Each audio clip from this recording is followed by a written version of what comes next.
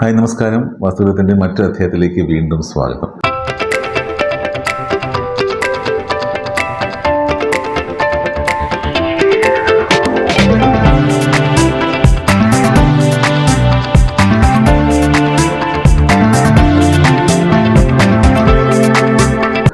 ഈ അധ്യായത്തിൽ ഞാൻ പറയാൻ ഉദ്ദേശിക്കുന്നത് ഡിപ്രഷൻസ് അഥവാ താഴ്ചകൾ നമ്മൾ ഉദ്ദേശിക്കുന്നത് പ്ലോട്ടിൻ്റെ നമ്മൾ വീട് വയ്ക്കുന്ന വീടിൻ്റെ ചുറ്റുമുള്ള പ്ലോട്ടിൻ്റെ കിടപ്പിലും ഈ താഴ്ചകൾ ബാധകമാണ്.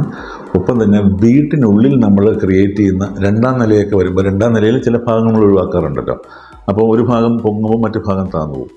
ഇതെല്ലാം ഈ ആംഗിളിൽ നോക്കിക്കാണേണ്ടതാണ്. ഈ താഴ്ചകൾ എന്ന് പറയുന്നത് എന്തൊക്കെ ഫലമാണ് സൃഷ്ടിക്കുന്നതെന്നാണ് ഞാൻ നിങ്ങളോട് പറയാൻ ഉദ്ദേശിക്കുന്നത്. ഒന്ന്, ഈ കന്നിമൂല താഴ്ന്നു കിടക്കുക. നമ്മളെപ്പോഴും എല്ലാ വീഡിയോയിലും ഒരുപാട് പറഞ്ഞിട്ടുള്ള കാര്യമാണ് കന്നിമൂല താഴ്ന്നു കിടന്നാൽ എന്താണ് കുഴപ്പമെന്ന് ചോദിച്ചാൽ അതിന് ഒറ്റ ഉത്തരമേ ഉള്ളൂ, രോഗാവസ്ഥയാണ്. കന്നിമൂല താഴ്ന്നു കിടന്നാൽ രോഗാവസ്ഥയാണ് ഉണ്ടാകുന്നത്.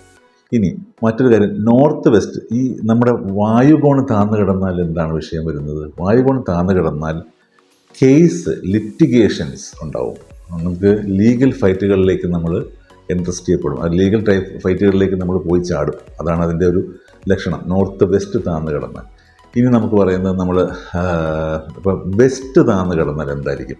വെസ്റ്റ് താഴ്ന്നു കിടന്നാൽ കുട്ടികളുടെ കരിയർ ഗ്രോത്തിനെ അത് ബാധിക്കും. വെസ്റ്റ് ഭാഗം താഴ്ന്നു കിടന്നാൽ കുട്ടികളുടെ കരിയർ ഗ്രോത്തിനെ അത് ബാധിക്കും. സൗത്ത് താഴ്ന്നു കിടന്നാലാണ് എല്ലാ ഗ്രോത്തും, അതായത് നമ്മുടെ ഈ പറയുന്ന ധനപരമായിട്ടുള്ള ഉയർച്ച, മറ്റു കാര്യങ്ങൾ ഇതെല്ലാം കുറയും. അതുകൊണ്ട് സൗത്ത് താഴ്ന്നു കിടക്കാൻ ഒരിക്കലും പാടില്ല എന്ന് നമ്മളെപ്പോഴും പറയും.